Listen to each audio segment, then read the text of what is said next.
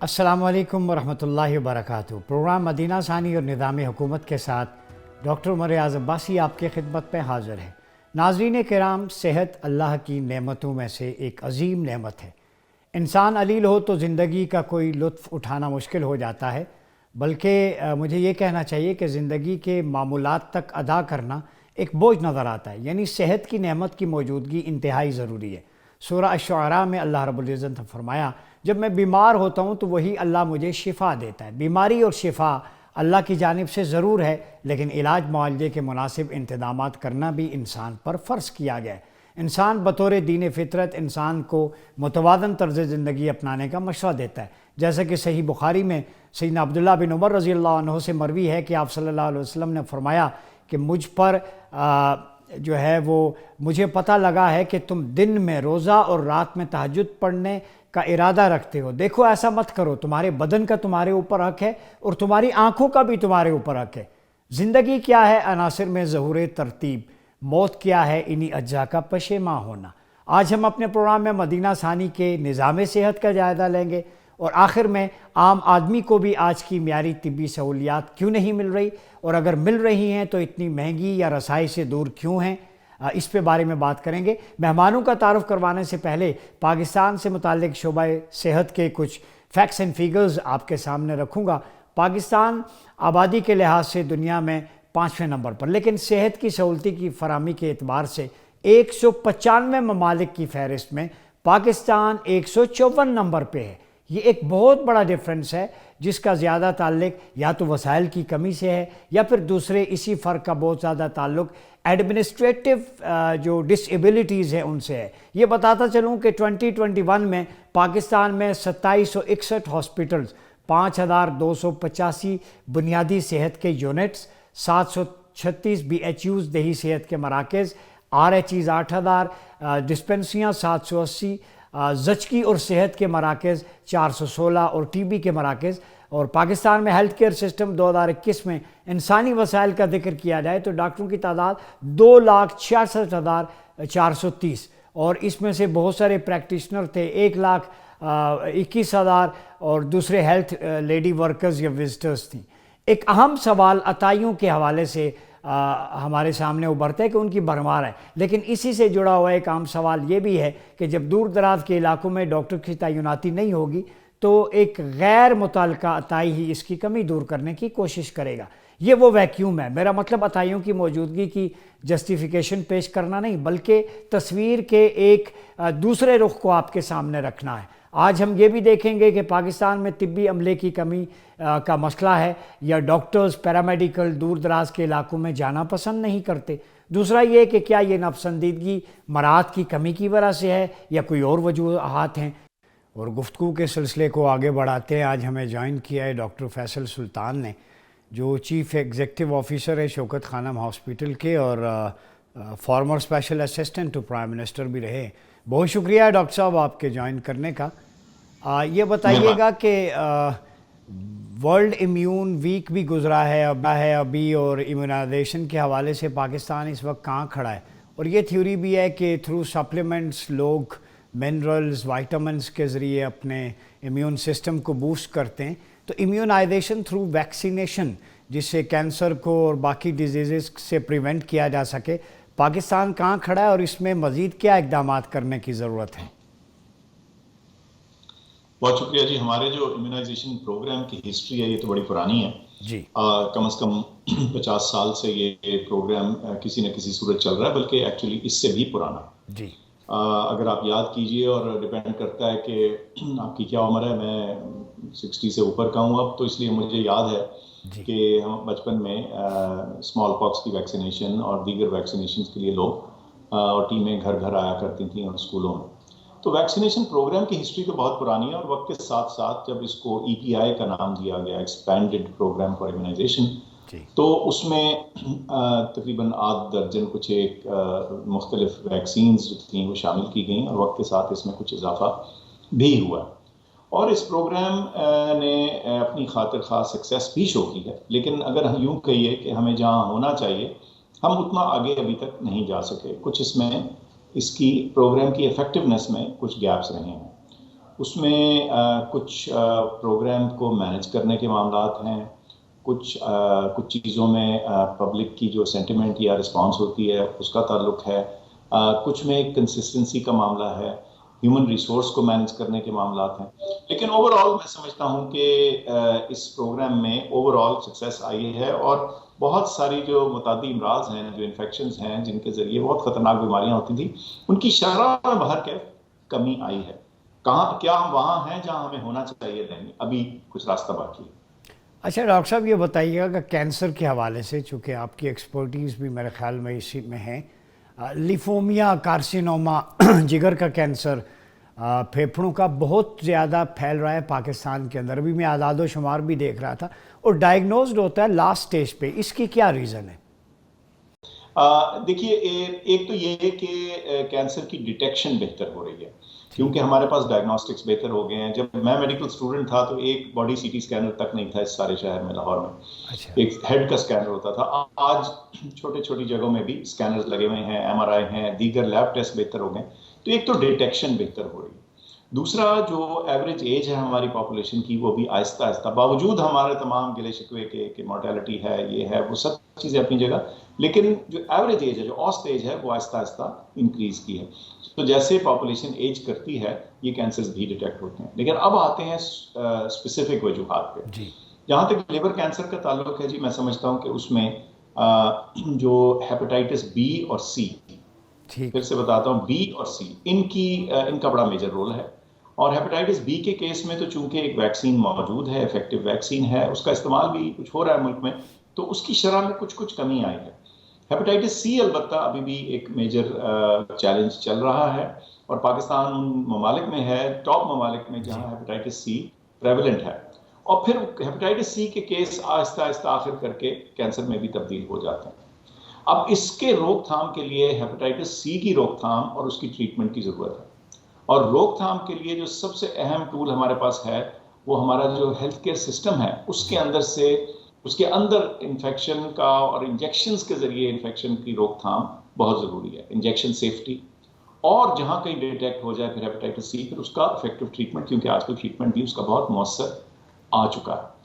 تو یہ چند چھوٹے سے اقدامات ہیں. یہ تو بہت لمبی گفتگو ہو جائے گی اگر میں اس کی باریکی میں جاتا ہوں، لیکن ڈیفینیٹلی ہیپاٹائٹس کا معاملہ یہاں تک ہے. جی. اچھا. آپ نے لنگ کینسر کا ذکر کیا. جی میں بالکل ایک لمحہ لے کے لنگ کینسر میں سب سے اہم انٹرونشن جو ہے جی، وہ تمباکو کے خلاف کیمپین ہے. سگریٹس اور جو دیگر ٹوبیکو کی پروڈکٹس ہیں، یہ لنگ کینسر کا باعث بنتی ہیں، اور اس کے اوپر ہمیں بہت شدید محنت اور جسے کہتے ہیں نا فوکس کے ساتھ کام کرنے کی ضرورت ہے. ہاں، ٹوبیکو تو ویسے پاکستان میں بہت بکتا ہے، یہ ایک الگ بحث ہے، اس پہ میں نہیں جاؤں گا. اور لوگ چائے اور تمباکو کا استعمال بہت زیادہ کرتے ہیں. ڈاکٹر صاحب، آپ چونکہ شوکت خانم کے ساتھ وابستہ ہیں، سی ای او ہیں، یہ بتائیے، شوکت خانم ایک پرائیویٹ سیکٹر ہونے کے باوجود ویلفیئر میں لوگوں کو سپورٹ کرنے میں، بالخصوص کینسر کے پیشنٹس کے لیے کتنا ہیلپ فل چل رہا ہے، اور آپ کے پرابلمز کیا ہیں؟ ریاست سے کوئی آپ کو مطالبہ، کوئی ایسا مشینری آپ منگوانا چاہیں، کوئی فیسلٹیز، اس حوالے سے ذرا بتائیے گا. بہت شکریہ. شوکت خانم کے اس وقت 2 کیمپسز فعال ہیں، لاہور اور پشاور. جی. لاہور سن 94 میں شروع ہوا اور پشاور 2015 میں، اور دونوں کیمپسز میں کینسر کی جو مین طریقہ علاج ہیں وہ سارے موجود ہیں اور استعمال ہو رہے ہیں. ہمیں جو مین چیلنجز درپیش آتے ہیں وہ کئی دفعہ مین پاور کے حوالے سے ہوتے ہیں. ہمیں ٹرینڈ مین پاور چاہیے، اور کئی دفعہ اگر ملک کے اقتصادی حالات یا جنرل سچویشن جو ہے انسٹیبل ہو، تو کئی دفعہ خصوصاً ینگ لوگ جو ہیں وہ باہر کا رخ کرنے کی کوشش کرتے ہیں. تو نرسز کیا، ٹیکنیکل سٹاف کیا، ڈاکٹرز کیا، اس میں کئی دفعہ ہمیں ان کو ریکروٹ کرنے میں اور ان کو مینٹین کرنے میں اور ریٹین کرنے میں ایک چیلنج آتا ہے. بسا اوقات ہمیں ادویات اور جو مشینری ہے ان کی بھی ایک سٹیج پہ ایل سیز وغیرہ میں کچھ مسائل رہے، وہ اب تھوڑے سے اس موجودہ سچویشن میں بہتر ہیں، اس میں کچھ بہتری آئی ہے. تو ہمیں یہ اچھا، تیسرا جو کینسر کے مریض کی درد کو رفع کرنے کے لیے جو مورفین اور اس سے ریلیٹڈ افیکٹو دوائیاں ہیں، اس کا جو پروسیجر ہے اپروول کا، وہ خاصا لمبا اور ٹی ڈی ایس ہے. اس کی اپنی وجوہات ہیں، وہ اس کو کچھ ہونا بھی اسٹرکٹ چاہیے، اس میں کوئی شک نہیں. لیکن کئی دفعہ وہ پروسیس اتنا لمبا ہو جاتا ہے کہ اس کے اندر کئی دفعہ ہم اس بھنور میں پھنس جاتے ہیں، کچھ ٹائم لگتا ہے ہمارے اپروولز آتے. تو یہ مختلف چیزیں ہیں جن کو امپروو کیا جا سکتا ہے، اور آہستہ آہستہ کچھ امپروومنٹ ان میں آئی بھی ہے، لیکن میں سمجھتا ہوں کہ ابھی بھی کینسر کے علاج کے لیے جو ڈائگنوسٹکس چاہیے، جو ٹریٹمنٹ چاہیے، اور جو لوگ چاہیے اور مشینری چاہیے، ان سب میں ایک ایک دو دو قدم ہم باقی دنیا سے پیچھے ہیں۔ اچھا ڈاکٹر صاحب یہ بتائیں، مورفین کی بات کی، کینسر سے بچاؤ کی جو ادویات ہیں، میڈیسنز ہیں، انجیکشنز ہیں، بہت مہنگے ہیں پاکستان میں، تو کیا یہ ہم امپورٹ کرتے ہیں، یہاں نہیں بن سکتے؟ عام آدمی، ہر شخص تو شوکت خانم تک اس کی ایکسیس نہیں ہو سکتی، پورے پاکستان میں یہ پرابلم ہے، تو اس کے حوالے سے آپ بتائیے کہ اس کی میڈیسنز ایکسپینسو کیوں ہے؟ ڈاکٹر صاحب بالکل، ہم کوشش تو کرتے ہیں کہ رسائی جو ہے ہر پاکستانی تک رہے، اور ہر پاکستانی اور ملک کے تمام طبقے سے لوگ یہاں آتے ہیں، لیکن بالکل آپ کی یہ بات بھی درست ہے کہ جہاں ملک میں 1.5-2 لاکھ کینسر ہو، وہاں ایکسیس ہمیشہ ایک چیلنج رہتا ہے، کیونکہ ڈیمانڈ اور سپلائی کے درمیان ایک مس میچ ہے۔ دوائیں جو ہیں جی، یہ بیشتر ان میں سے یا امپورٹڈ ہیں، یا جو پاکستان میں بنتی بھی ہیں وہ اسینشلی یہاں پیکج یا فل یا فارمولیٹ ہوتی ہیں۔ ان کی جو بیسک پروڈکٹ ہے، یہ پروڈکشن ہے، زیادہ تر چیزوں کی ملک سے باہر ہے۔ ٹھیک اور ہے، جب کبھی ڈالر کا اور روپے کا ایکسچینج ریٹ میں فرق آئے، جہاں انٹرنیشنل انفلیشن آئے، تو ان کی پھر جو قیمت ہے وہ اوپر چڑھتی ہے، اور وہ پھر اس تک رسائی حاصل کرنا اور مشکل ہو جاتا ہے۔ ایون ہمارے ادارے کو ہمیشہ ہمیں بجٹ کرنا پڑتا ہے اضافی کاسٹ کا، جو کہ کینسر کی کیمو تھراپی اور دیگر دواؤں اور ٹیکنالوجی کے لیے استعمال ہوتی ہیں۔ اس کا حل تو یہ ہے کہ دیکھیں، یہ انٹرنیشنل کموڈیٹیز ہیں، ان کی قیمت اونچی نیچی ہوتی رہتی ہے، اور کئی دفعہ یہ بھی ہوتا ہے کہ جب ٹیکنالوجی بہت عام ہو جائے وہی والی، تو اس کی قیمت گر بھی جاتی ہے۔ ابھی ہم ہیپاٹائٹس کا ذکر کر رہے تھے، ہیپاٹائٹس کی دوائیں اتنی مہنگی ہوتی تھیں، اور نسبتاً ریلیٹو ٹرمز میں اب ہیپاٹائٹس کا علاج اکثر لوگوں کی دسترس میں آ رہا ہے۔ تو دونوں طرف یہ چیز چلتی ہے، لیکن اگر آپ نے رسائی بہتر کرنی ہے تو ہمیں افیکٹو کمپٹیشن چاہیے ہوگا ملک کے اندر، لوکل پروڈکشن کو فعال بنانے کے طریقے کرنے پڑیں گے، اور صرف یہ نہیں ہوگا کہ دوا باہر سے آئے اور آپ نے اس کو لوکل کنٹینر میں فل کر کے ایمپیول میں یہ دوا بنا کے آپ نے بیچ دی۔ ہمیں پروڈکشن کا بہت سارا حصہ لوکل ڈومیسٹکلی کرنا ہوگا۔ جیسے کہ میں آپ کو مثال ہی دے دیتا ہوں، جیسے گاڑیوں کے بارے میں لوگ بات کرتے ہیں نا کہ جی امپورٹ ہوتی ہے، وہ جی پوری کٹ آ جاتی ہے، بس اسمبل ہوتی ہے، کتنے فیصد لوکل انڈیجنس پروڈکشن ہے۔ یہاں بھی کچھ ایسا معاملہ ہے کہ جتنی پروڈکشن انڈیجنس لوکل پاکستان کے اندر زیادہ ہوگی، اتنا ہی ہم جو انٹرنیشنل مارکیٹ کی قیمتوں کی اونچ نیچ ہے اس سے بچے رہیں گے۔ جی بہت شکریہ ڈاکٹر فیصل سلطان، آپ نے ہمیں جوائن کیا، اور ریفارمز پہ اور بالخصوص کینسر کے حوالے سے میڈیسن پہ، اور شوکت خانم کا جو ایک رول ہے پاکستان میں، جو مریضوں کو، غریبوں کی، کینسر کے پیشنٹ کی داد رسی میں مصروف ہے، اس میں جو ان کو چیلنجز ہیں، جو وہ آگے فیوچر پلاننگ کرنا چاہتے ہیں، اور ساتھ ہی انہوں نے یہ بھی کہا کہ ہم اپنی لوکل پروڈکشن کو بہتر کرنا ہے تاکہ کینسر اور اس جیسی موذی امراض کے خلاف بننے والی ادویات جو ہیں وہ سستی ہو سکیں۔ آج ہم ہیلتھ ریفارمز پہ بات کر رہے ہیں کہ ملک پاکستان میں ہیلتھ کے ایشوز کیا ہیں۔ اس سیگمنٹ میں ہمیں جوائن کیا ہے ہمارے معزز پینلسٹ نے، جناب سید قاسم علی شاہ صاحب، آپ ہیلتھ منسٹر ہیں KPK کے۔ شاہ صاحب، آپ کی تشریف آوری کا بہت شکریہ۔ ہمارے دوسرے مہمان ہیں ڈاکٹر سعید الہی، سابق چیئرمین ہیں پاکستان ریڈ کریسنٹ کے، اور ہمیں جوائن کیا ہے ڈاکٹر جمال ناصر نے، آپ بھی ایکس ہیلتھ منسٹر رہے ہیں پاپولیشن پلاننگ میں۔ ڈاکٹر صاحب آپ کا بھی بہت شکریہ۔ گفتگو کے سلسلے کو آگے بڑھاتے ہوئے سید قاسم علی شاہ صاحب، آپ کی طرف آؤں گا کہ پاکستان میں جو آبادی بڑھ رہی ہے اور اس حساب سے میڈیکل فیسلٹیز جو ہیں وہ نہ ہونے کے برابر ہیں۔ میں اکراس دا بورڈ پورے ملک کی بات کر رہا ہوں، حالانکہ پولیو ابھی تک پاکستان سے اس کا مکمل خاتمہ نہیں ہوا، تو ایک تاثر پایا جاتا ہے کہ ہمارے میڈیکل کالجز، جو نجی میڈیکل کالجز ہیں، فیسوں کی بھرمار ہے، لیکن وہ کوالٹی سٹف نہیں سامنے آ رہا جو آ کے لوگوں کے مسائل حل کر سکے اور میڈیکل فیلڈ میں جو پرابلمز ہیں اس کو ریزالو کر سکے۔ تو اس کو کیسے بہتر بنایا جا سکتا ہے؟ جی بسم اللہ الرحمن الرحیم۔ پہلے تو ڈاکٹر صاحب آپ کا بہت بہت شکریہ مجھے شو میں لینے کے لیے۔ دیکھیے جی، کوالٹی کی جہاں آپ بات کر رہے ہیں تو میں یہ سمجھتا ہوں کہ کوالٹی کے اسٹوڈنٹس تو آ رہے ہیں، ڈاکٹرز جو بن رہے ہیں ماشاءاللہ، اگر آپ پوری دنیا میں دیکھیں تو ہمارے ہی بچے، ہمارے ہی جوان جو بچے ڈاکٹر بنتے ہیں وہ پاکستان سے باہر جاتے ہیں اور اچھے پیکیجز پہ جو ہیں وہ کام کر رہے ہیں۔ اس کے علاوہ کافی جو پرائیویٹ میڈیکل کالجز ہیں وہ بھی بن رہے ہیں۔ لیکن جیسے آپ کہہ رہے ہیں کہ کوالٹی کے اسٹوڈنٹس، تو میں یہ سمجھتا ہوں کہ شاید ہمارے پرائیویٹ سیکٹر کے جو ہاسپٹلز ہیں خصوصاً، وہ ان کو اتنی اچھی طریقے سے اکوموڈیٹ نہیں کرتے، جس کی وجہ سے ہمارا جو ٹیلنٹ ہے وہ ملک سے باہر جا رہا ہے۔ اگر آپ دیکھیں آج سے اگر 10 سال پہلے جو میڈیکل کالجز کا نمبر تھا، اور آج 10 سال میں کتنے میڈیکل کالجز پاکستان میں بنے، کتنی کوالٹی کے میڈیکل کالجز بنے، لیکن مجھے جہاں تک لگتا ہے وہ مسئلہ یہ ہے کہ ان کی جو ہمارے ڈاکٹرز فیلڈ میں آتے ہیں، جو ان کی کمپیٹنسی ہے اس کے حساب سے ان کو اکوموڈیٹ نہیں کیا جاتا، جس کی وجہ سے ملک سے باہر جاتے ہیں، اور جو رہ جاتے ہیں شاید ان میں، خیر یہ میں نہیں کہوں گا کہ وہ کمپیٹنٹ نہیں ہے، لیکن شاید ان کو اپورچونیٹی نہیں ملتی ملک سے باہر جانے کی، شاید اس وجہ سے وہ یہاں پر سرو کرتے ہیں، اور پھر ہم یہی روتے ہیں کہ شاید ڈاکٹرز کی وہ کوالٹی نہیں، ڈاکٹرز اچھے طریقے سے ہمارے پیشنٹس کو ٹریٹ نہیں کر پاتے۔ تو میں یہ سمجھوں گا کہ ہر الزام اس چیز پہ نہیں ڈالنا چاہیے، میں یہ سمجھوں گا کہ ہمارے پرائیویٹ سیکٹر کو اور ایون گورنمنٹ سیکٹر کو اپنے ڈاکٹرز کو ان کی کیپیسٹی کے حساب سے، ان کی کمپیٹنسی کے حساب سے، ان کی ایکسپرٹیز کے حساب سے اکوموڈیٹ کرنا چاہیے، تاکہ وہ اپنا ملک کا جو اثاثہ ہے وہ ہمارے ملک میں ہی رہ سکیں۔ اچھا شاہ صاحب یہ بتائیے گا کہ یہ پاکستان میڈیکل ایسوسی ایشن کی رپورٹ میں پڑھ رہا تھا، وہ کہتے ہیں 6 لاکھ یا اس سے زائد عطائی ڈاکٹرز ہیں یا جعلی ڈاکٹرز ہیں جو سرٹیفکیٹس بنوا لیتے ہیں، یا بعض کے پاس وہ ایکسپرٹیز نہیں ہوتی، تو کچھ کو اپوائنٹ کیا جاتا ہے دور دراز علاقوں میں، وہ پریفر کرتے ہیں کہ اپنا کلینک کھول لیں، اس کے ساتھ اپنی لیبارٹری ہو، اپنا میڈیکل سٹور ہو، تو ان کا ایک بزنس چلتا رہے۔ تو یہ تو بھرمار ہے، آپ کیا سمجھتے ہیں کہ اس کی وجہ کیا، انتظامی امور یا لیک آف کمٹمنٹ؟ تو گورنمنٹ اس سلسلے میں کیا کر سکتی ہے، اسپیشلی کے پی کے میں کیا صورتحال ہے؟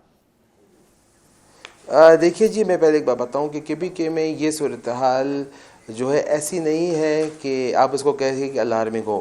کہیں پر بھی اگر ایسا کیس آتا ہے، کہ ایسا ایشو آتا ہے، تو ہماری جو ہیلتھ ڈپارٹمنٹ ہے اس میں بالکل ایکٹیویٹ ہے، ہم اس کو مانیٹر بھی کرتے ہیں، ہم سرٹیفکیٹس بھی جو ہاسپٹلز ہیں ایون کلینکس ہیں ان کے سرٹیفکیٹس بھی ہم چیک کرتے ہیں، اور اگر کہیں ایسا کیس ملتا ہے تو بہت ہارڈلی ہم اس کو ڈیل کرتے ہیں۔ لیکن میں یہ نہیں کہوں گا کہ ایسے واقعات جو ہیں وہ خیبر پختونخوا میں ہو نہیں رہے، کیونکہ جب لوپ ہولز ہوتے ہیں، جب کمیاں ہوتی ہیں، تو ایسے لوگ جو کہ قانون کا کہتے ہیں کھلواڑ کرنا چاہتے ہیں یا فائدہ اٹھانا چاہتے ہیں، تو ایسے لوگ پھر ایکٹیویٹ ہو جاتے ہیں۔ تو البتہ یہ میں ضرور کہوں گا کہ خیبر پختونخوا میں ایسے لوگ جو کہ جن کے پاس ڈگریاں موجود نہیں ہیں یا وہ ڈاکٹرز نہیں ہیں اور وہ اپنی پریکٹس کریں، یہ میں نہیں کہوں گا کہ موجود نہیں ہوں گے، لیکن ان کی وہ تعداد نہیں ہوگی جتنی شاید اور صوبوں میں ہے۔ اور جب میں نے چارج لیا تو میں نے اپنے ہیلتھ ڈپارٹمنٹ کو بالکل ڈائریکشنز دی گئی ہیں کہ اگر ایسا کوئی کیس آئیڈینٹیفائی ہوتا ہے تو اس کو ہارڈلی ڈیل کریں، اور میک شور کریں کہ کوئی بھی ایسا کیس جو ہے خیبر پختونخوا میں آنے والے 6 مہینوں کے بعد مجھے نظر نہ آئے، کیونکہ لوگوں کی جانوں سے کھیلنا اور یہ کوئی مذاق نہیں ہے، یہ ایک ہیلتھ منسٹر کی اور ہیلتھ ڈپارٹمنٹ کی ذمہ داری ہے، اور اس میں بالکل اپنے ڈپارٹمنٹ پہ کوئی کمپرومائز نہیں کر رہا، اور ایسا کوئی کیس آئے گا تو اس کو ہارڈلی ڈیل کریں گے۔ جی ڈاکٹر سعید الہی صاحب آپ کی طرف آؤں گا کہ یہ بتائیے ڈائبٹیز جو ہے، ذیابیطس، اس میں پاکستان ابھی دوسرے نمبر پہ ہے، اور ہمارا ایک ٹریڈیشنل کلچر ہے کہ جی لائف سٹائل چینج کر دیں، دیسی نسخے استعمال کریں، جان چھڑائیں، اور یہ بھی دیکھنے میں آیا کہ میڈیسن بہت مہنگی ہے شوگر کی، انسولین بھی، اور اس میں بھی مختلف کیٹیگریز ہیں۔ یہ بتائیے ریزن کیا ہے ڈائبٹیز بڑھنے کی، اور گورنمنٹ کو اس کی خاتمے کے لیے کیا کرنا چاہیے، ادویات کیسے سستی ہو سکتی ہیں؟ اس وقت آپ نے ایک بڑے اہم موضوع کی طرف نشاندہی کی ہے۔ ڈائبٹیز پاکستان میں جو بڑھ رہی ہے اس کی ہیبٹس 4-5 مین ریزنز ہیں۔ ایک تو جینیٹیکلی، دوسرا لیک آف ایکسرسائز ہے، ہماری جو ان ہیلدی فوڈ ہے، اور اس کے علاوہ لیک آف ایجوکیشن ہے۔ تو یہ بہت سی چیزیں مل کر ڈائبٹیز میں اضافے کا سبب بن رہی ہیں، اور میرا یہ خیال ہے کہ اس کے لیے جو ادویات ہیں اس میں حکومت کا ایک ادارہ تو قائم کیا ہوا ہے، لیکن شاید وہ کنٹرول نہیں کر پاتا، اور میڈیسنز کی فراہمی اور ان کی قیمتوں پر کنٹرول نہیں کرتا، کیونکہ اس کی مین وجہ بڑے پیمانے پر کرپشن ہوتی ہے۔ اور آپ جانتے ہیں کہ ماضی میں کئی بار فیڈرل منسٹر ہیلتھ جو تھے انہیں بھی ریزائن کرنا پڑا تھا آن دی چارجز آف کرپشن۔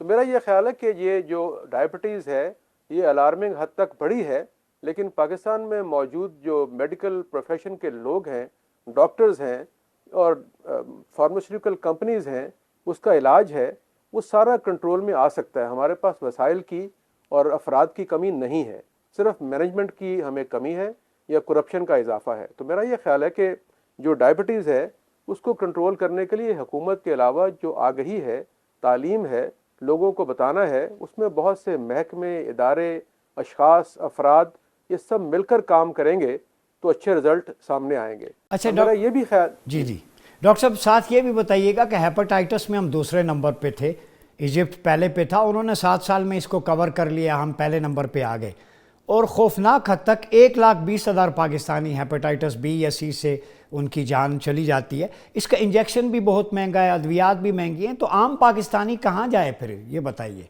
ہیپاٹائٹس کا علاج ہی مہنگا ہے۔ دیکھیں، آپ نے جو نشاندہی کی ہے، یہ عام پاکستانی کو جو دیگر اداروں میں مشکلات ہیں وہی صحت میں ہیں، جی بلکہ صحت اور تعلیم میں زیادہ ہیں۔ اور جیسے میں نے پہلے کہا کہ ہیپاٹائٹس جو ہے اب اس کی ٹیبلٹس آ گئی ہیں۔ جی پنجاب میں اور مختلف اداروں میں حکومت کے تحت ایک پروگرام چل رہا تھا جس میں میڈیسن دی جاتی تھی اور وہ فری تھی، اور جو میڈیسن ابھی آپ بتا رہے ہیں بازار سے خریدنے کے لیے مہنگی ہے اور ایک عام یا غریب آدمی اس کو افورڈ نہیں کر سکتا، اور حکومت کے پاس اتنے فنڈز موجود ہوتے ہیں اور ہیں، جو میں نے پہلے گزارش کی کہ ان فنڈز کا صحیح استعمال کیا جائے تو تمام بیماریوں کا احاطہ کیا جا سکتا ہے۔ لیکن ہمارے روگ میں جو کرپشن کا ایک کینسر پھیل گیا ہے، اس نے تباہی کا آغاز کیا ہے اور تباہی کی طرف ہم جا رہے ہیں، اور اس میں پورے پاکستان میں اللہ کے فضل سے تمام صوبے، تمام بھائی ایک دوسرے سے سبقت لے جانے کی کوشش کر رہے ہیں۔ تو میرا یہ خیال ہے کہ جو فنڈز اویلیبل ہیں، جو انٹرنیشنل امداد ہمیں ملتی ہے، اس سے ہم ہیپاٹائٹس پہ قابو پا سکتے ہیں، اور اس میں احتیاطی تدابیر سب سے لازم ہے۔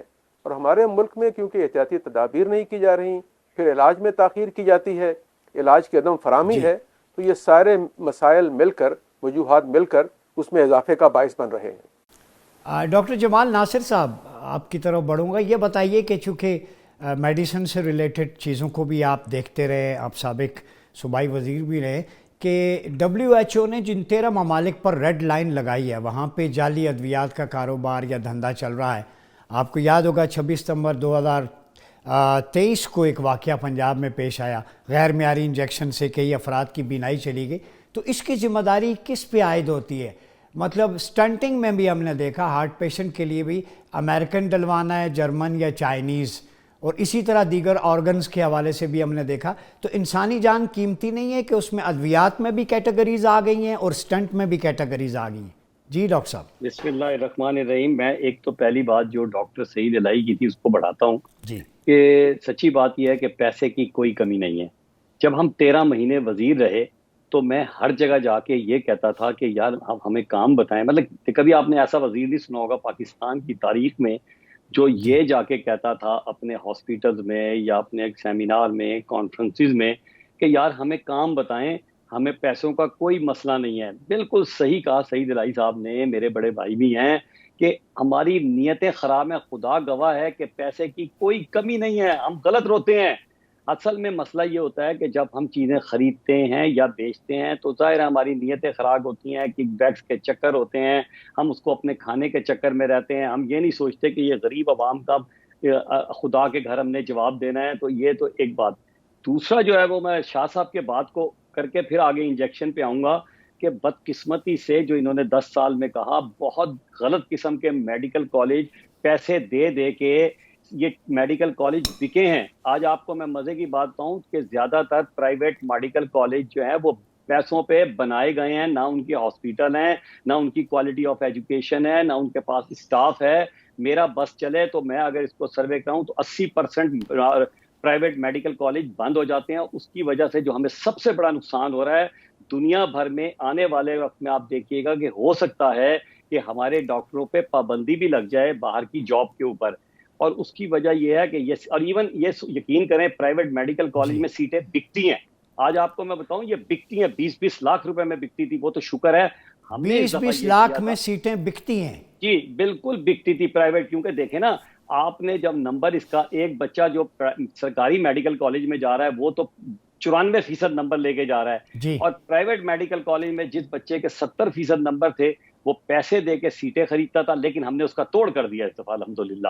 جی ہم نے یہ کیا کہ ہم نے ہماری پنجاب کی خاص طور اور ہمارے PMD MDs نے مل کے ہم نے میرٹ سسٹم کر دیا۔ اب یہ نہیں ہوگا پہلے یہ سیٹیں بیچتے تھے, ہم میرٹ پہ پرائیویٹ میں بھی میڈیکل میں داخلہ ہوا, جس کی انہیں بڑی تکلیف ہے پرائیویٹ میڈیکل کالج کو.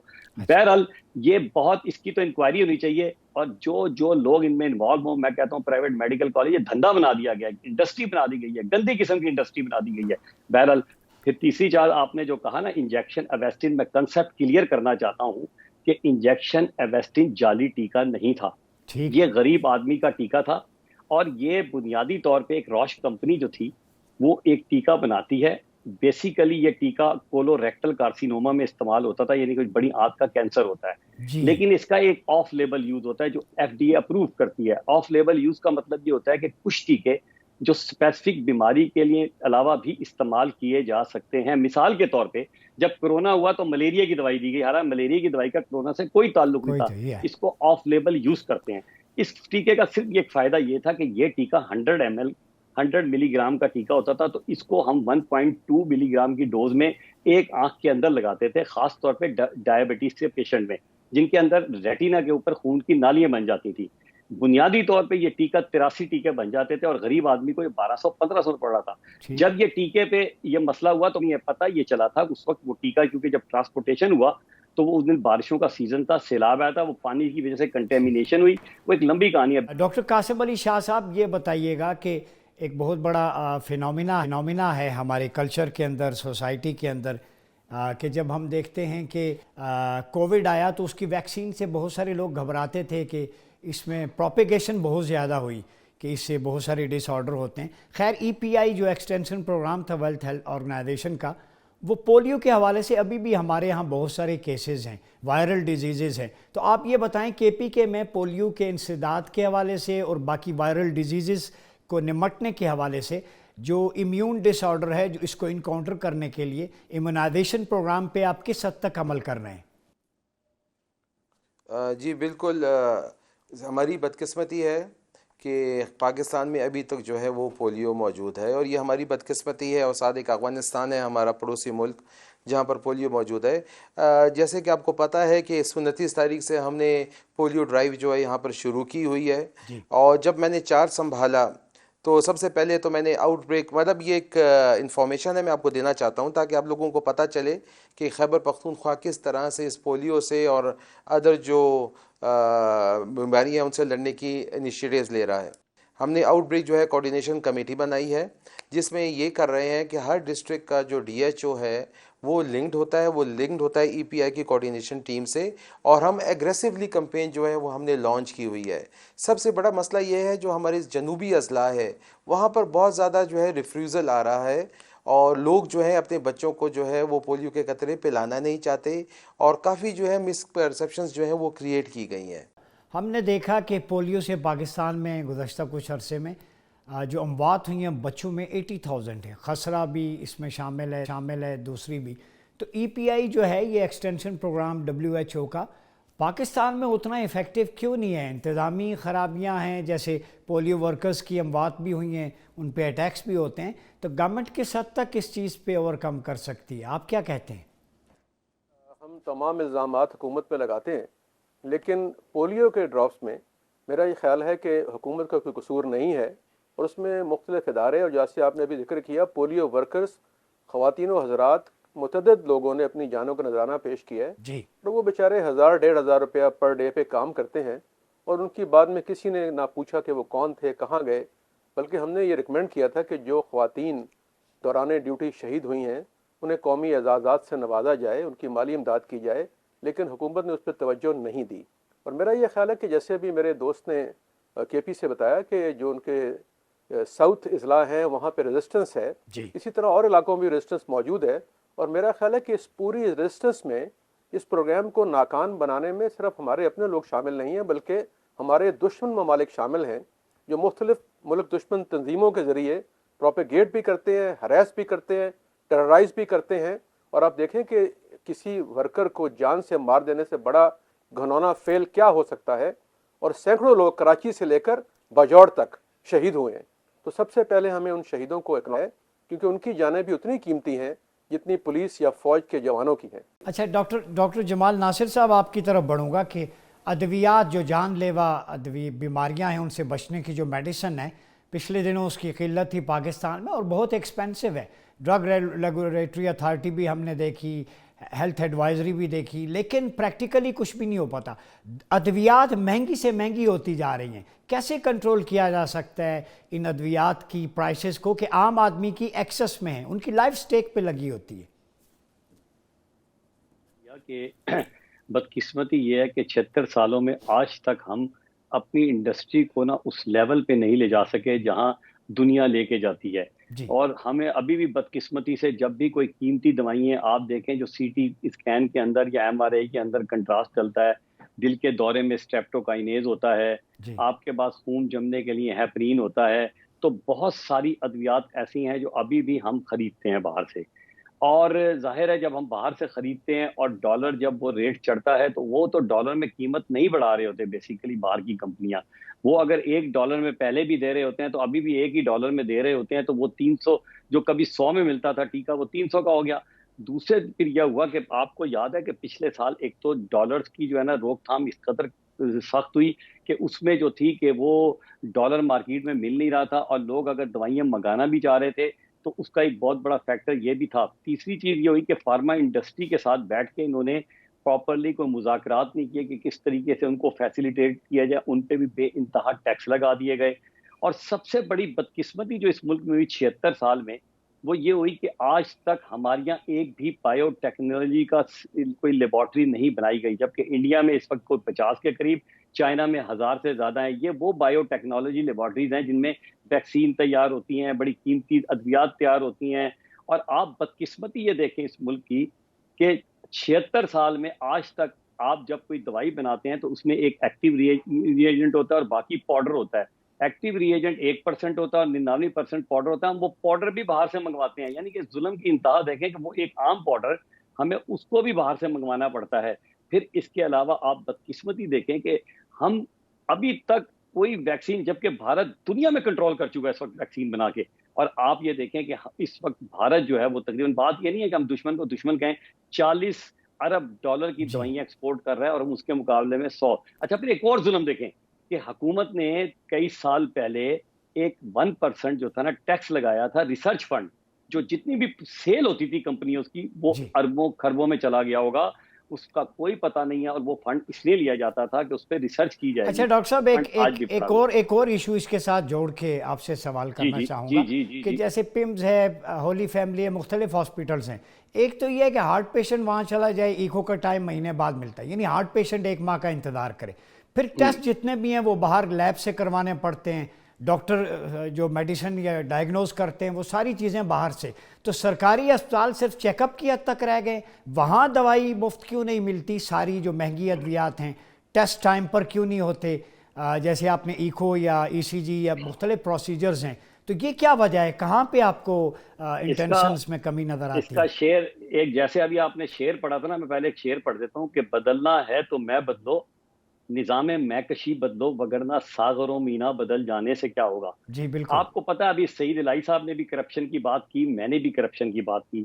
इस मुल्क की सबसे बड़ी बदकिस्मती ये है कि इस मुल्क में जितने भी पौधे हैं ना अस्पतालों के बड़े बड़े, वो सारे सिफारशी लोगों को मिलते हैं। ठीक, यकीन कीजिए कि कोई मेरिट पे बेचारा नहीं आ पाता, क्योंकि अब मैं यही तो कह रहा हूँ, अब जब ये आप बड़ी बड़ी बड़ी बातें करते हैं, जमहूरियत जमहूरियत जमहूरियत, डेमोक्रेसी, और भाई इसमें सबसे बड़ा नुकसान ये होता है कि जो मुस्तलका एमएनए और एमपी है उसकी कोशिश होती है कि मेरे जानने वाले को एमएस लगाएं।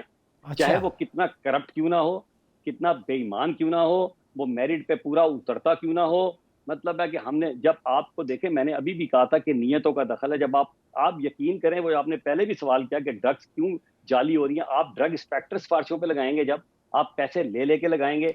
इवन सो मच, मैं जब वजीर बना तो आज आपको बताऊं कि जो गांव में डॉक्टर ड्यूटियों पे जाते थे उनसे एक एक बंदे से या तो वो बहुत बड़ी सिफारिश पे जॉब मिलती थी या कम से कम 15 लाख रुपए लिए जाते थे। जब मैं गया हूं तो मैंने उसको एक मेरिट बनवाया। जी, मैंने मेरिट में इंटरव्यू खत्म करा दिया। सबसे बड़ा जो जुल्म है ना, आज आपको बताऊं, ये जो इंटरव्यू है ना, इंटरव्यू आखिर में जो 25 नंबर होते हैं, सारे पैसों की गेम वहां होती है।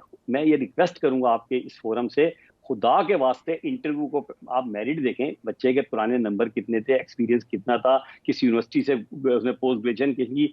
जब तक आप मेरिट को फरोग नहीं देंगे, ایماندار نیک لوگ بیٹھے ہوئے ہیں، ان کی سفارشیں نہیں ہوتی. پھر ہوتا کیا ہے، یہ جتنے ہمارے ایم ایس اور جتنے بڑے بڑے افسر ہیں نا، یہ سارے ان M N A M P اور سیاسی لوگوں کو خوش کرتے رہتے ہیں، جس کی وجہ سے یہ ہوتا ہے کہ ان کو اس سے کوئی انٹرسٹ نہیں ہوتا کہ عوام کو دوائی مل رہی ہے نہیں مل رہی ہے، اسپتال کے حالات کیسے ہیں. انہیں انٹرسٹ ہوتا ہے جناب ہماری نوکری پکی رہے. تو this is the basic reason. جی ڈاکٹر صاحب، آپ کا پوائنٹ آ گیا. بہت شکریہ ڈاکٹر سعید الہی، ڈاکٹر جمال ناصر، اور ہمیں ہیلتھ منسٹر یہ قاسم علی شاہ صاحب نے جوائن کیا. ناظرین، آج ہم نے دیکھا پاکستان میں ہیلتھ کا ڈپارٹمنٹ کتنی انحطاط اور زوال کا شکار ہے. متعدد ہیلتھ کیئر پالیسیوں کے باوجود یہ شعبہ عوام کو صحت کی سہولیات فراہم کرنے سے قاصر ہے.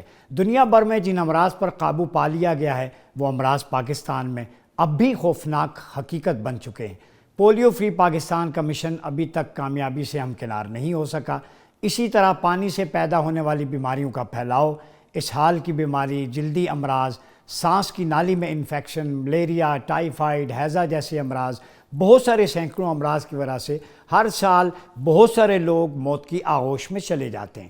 پاکستان میں صحت کی کئی پالیسیاں بنائی گئی، پبلک پرائیویٹ پارٹنرشپ متعارف کروایا گیا، ہیومن ریسورس مینجمنٹ، دیہی صحت کے مراکز، بنیادی صحت کے مراکز، پاپولیشن کنٹرول ڈپارٹمنٹ بنائے گئے. مگر ان سب اقدامات کے باوجود نہ تو صحت کا نظام کچھ بہتر ہو سکا اور نہ ہی بڑھتی آبادی کو کنٹرول کیا جا سکا. حکومتی سطح پر تمام تر کاوشوں کے باوجود بچوں کی شرح اموات کو کنٹرول نہیں کیا جا سکا. پاکستان میں نو مولود بچوں کی شرح اموات دنیا میں بدترین ہے. اب وقت آ گیا ہے کہ ہم اس بارے میں سنجیدہ اقدامات کریں. پروگرام کا وقت ختم ہوا چاہتا ہے. اپنے میزبان ڈاکٹر عمر ریاض عباسی کو اجازت دیجیے. اللہ حافظ.